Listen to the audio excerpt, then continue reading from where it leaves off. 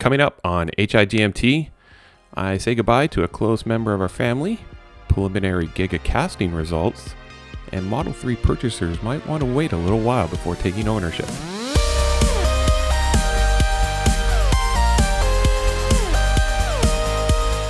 Welcome to How I Got My Tesla, the podcast of indeterminate length for Saturday, September 12th, 2020, episode 7 in Ottawa, Ontario. I'm Matt Wilson.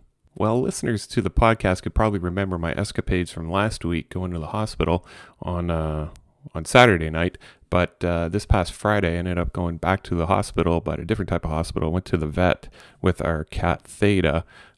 He's 13 years old, and he's been struggling, losing a lot of weight and just having gastrointestinal issues for a while, and it just got to the point where I needed to go take him to the vet.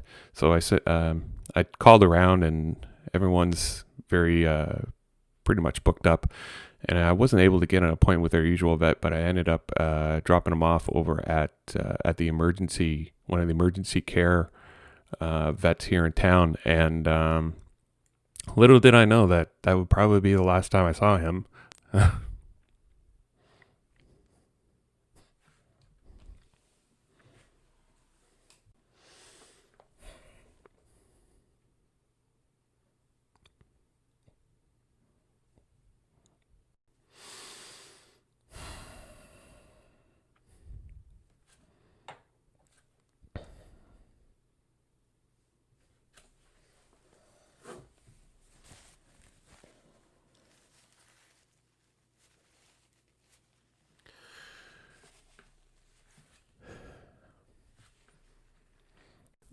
I had to drop them off in the afternoon, and they were really busy and really backed up, and I didn't get a call until I think it was 10 or 11 o'clock at night. And there was a lot of discussions of what we were going to have to do, and the end result is that whatever it is that we ended up doing, however much money we spent, it probably wasn't going to prolong Theta's life for very much further. So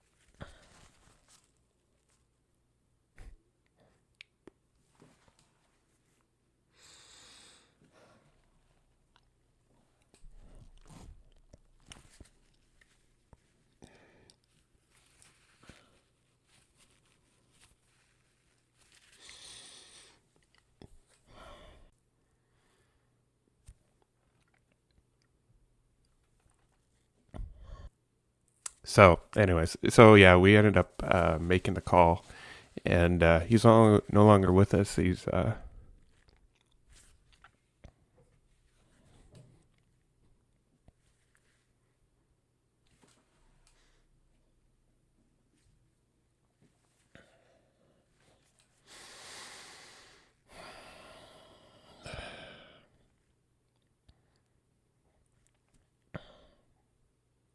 yeah. So our house is a little quieter.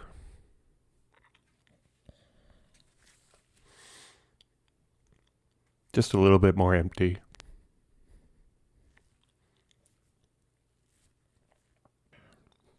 It's strange too, because I've always had cats for the last 22 years, and there's always some overlap between cats. So this is the first time in about 22 years where I actually don't have a cat to look after. And the house is definitely a little bit different. Like I said, it's a little bit quieter. Certain sounds that you become accustomed to hearing, like opening up cans and even arriving home. There's I always hear the thump thump of Theta plopping himself down from the couch and meeting me up at the door, looking for food. He was always he seemed to be always hungry or looking for food, but no, he was.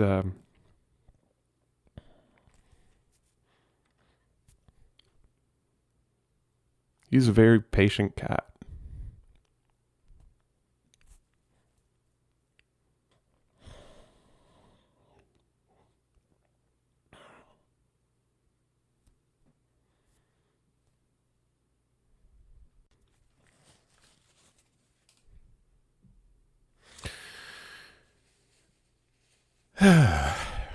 All right, so on that note, let's start off with a few Tesla things you should know. Here's another great example of established industries pivoting towards an all-electric solution. TeslaRowdy.com has a lengthy story on how the police department in Westport, Connecticut has been using a Tesla Model 3 since January 2020. The story also includes a 48-minute interview from Now You Know with the police chief, where they discuss procurement, fit-up, and operation of the Model 3 to a fully fledged police cruiser. The overall performance of the Model 3 is one of the reasons for the program's success. In addition to performance, the 5-star safety rating and range offered by the Model 3 are also contributors. Have you ever done an internet search for something oddly specific, say, wooden ducks, and afterwards you get a month-long advertising blitz for all things related to wooden ducks? Well, that's how I feel about vinyl wraps these days. Seems as though word got out last month that I reported on Tesla China offering official Model 3 wrapping, and week after week there is news about wraps of some sort. Now, I'm not really complaining, I'm just saying it's something that I'm noticing. InsideEVs.com has some more information coming out of Tesla China, most notably a hint that maybe a wrap would be substitute for paint. Since vehicle wrapping could cost anywhere between $4,000 and $10,000 by a third-party provider, I'm pretty sure that my future Tesla, whichever it'll be one of the stock 5 colors, unless there is significant savings over paint. I wonder if the base color has an adverse effect on the end color of the vinyl wrap. According to CarAndDriver.com, the Tesla Model 3 is enjoying something that the rest of the car industry wishes that they had, and that's an astounding rate of depreciation. Off-lease new sedans depreciate 79%, and trucks depreciate 74%, and electric vehicles depreciate around 52%. An off-lease Model 3 depreciates only 10% after 3 years. That's because of demand for the Model 3, in addition to the battery technology, range, and constant updates, keep the overall value of the Model 3 very high compared to its counterparts in the EV space. With no cost specified in the TorqueNews.com story, it would appear that Tesla is looking to ramp up efforts to swap and recycle battery packs in their vehicles. At Gigafactory Nevada, Tesla is attempting to recover lithium, cobalt, and copper currently contained in battery packs for future use in new battery packs or for other uses in other Tesla-related products. Gigafactory Shanghai noted on their website that recycling is currently underway in order to avoid environmental pollution. A 5,500 kilometer or 3,400 mile trip starting at Shenzhen, China and ending at the base camp of Mount Everest went out without a hitch. The driver was able to make this incredible trip by staying in hotels along the way, hotels that offered overnight electric vehicle charging. By charging overnight, the driver was able to make the trip without any range anxiety during the day. This speaks well to the proliferation of EV charging even in the remotest of areas. More links to this trip can be found by following the TeslaRowdy.com link in the show notes below. YouTuber Bearded Tesla Guy has a video in which he describes the first 10,000 miles driving his new Model Y.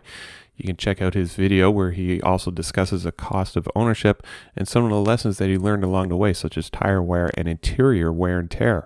He also talks about repairs and whether or not all repairs need to be addressed, or maybe there is something that you can actually live with. Finally, he talks about the added features brought forward by Tesla by their over-the-air updates. So check out the InsideEVs.com link below. Tesla drivers can now rejoice. Thanks to an over-the-air update, Tesla's autopilot can now use the car's cameras to detect speed limit signs, whereas before, Tesla was relying on GPS data to detect speed limits. Now, this feature is not new to the automotive industry. Even my 2019 Mazda CX-5 has been able to detect local speed limit signs and display them on the heads-up display. This is a great feature when you find yourself driving around with a sinking feeling that you are driving just a little bit faster than everybody else on the road. CarBuzz.com goes a little bit further into the latest update, going over other improvements such as chime alerts for green lights and an updated visualization and other autopilot improvements. Reuters.com has a great story regarding Tesla's future movement away from robots and towards large casting machines. Tesla is currently looking to simplify the manufacturing of bodies and large components for their vehicles. By switching to aluminum castings, Tesla is hoping to increase production of their vehicles starting this year in Germany, where 8 casting machines will be introduced. Improving overall fit and finish of vehicles and reducing part counts are also hoped to be a benefit. And if you're interested to see what the initial casting results look like, check out the links provided by Teslarati.com and Inside EVs. Drone footage provided by YouTube channel Gigacasting has a recent flight over Project Runner and the recently installed Gigapress at Fremont. Towards the end of the video, there appears to be a sampling of castings of the rear underbody for a Model 3 or a Model Y. More information regarding Project Roadrunner should be made public during Tesla's Battery Day on September 22nd. And Teslarati.com also has a great story from China where it would appear that the Model 3 hardware improvements might be on the way. These improvements include a powered liftgate and trunk, factory chrome delete, and octovalve for the Model Y, and a whole host of other goodies. Although Tesla likes to flex its cross-platform muscles, indicating that the Model Y carries 75% of the same parts count as the Model 3, Sandy Munro's recent Model Y teardown showed that the shared parts catalog are probably close to around 50%. By trickling down the same parts from the Model Y to the Model 3, maybe Tesla will be able to get closer to the 75 shared parts claim. And finally, an update for Gigafactory Texas. There seems to be a lot of activity on site, picking up where last week left off. After a recent rain delay, there is continued site preparation, pretty much the same over the past month with scraping, leveling, compaction. A large majority of the site is now level, and drill rigs have been set up to excavate for geopier installations. For those who are unfamiliar with that geopiers are essentially drilling a cavity to a predetermined depth, then filling the cavity with granular material, compacting in shallow lifts. The general footprint for the building can be seen now by witnessing the edges of the granular megapad. So that should pretty much do it for episode 7. Hashtag for this, if you get to the end, let's say hashtag thanks theta, THETA. And the overall hashtag for this podcast is HIGMT. And if you have any feedback for me, feel free to throw me an email at howigotmytesla@gmail.com. And you can always watch my progress towards a Tesla by visiting howigotmytesla.com. You can also follow me on Twitter and Instagram by simply searching for How I Got My Tesla. Thank you for listening. This podcast is produced by Matt Wilson and hosted by Squarespace. Music for this episode is Cascade by Cubby.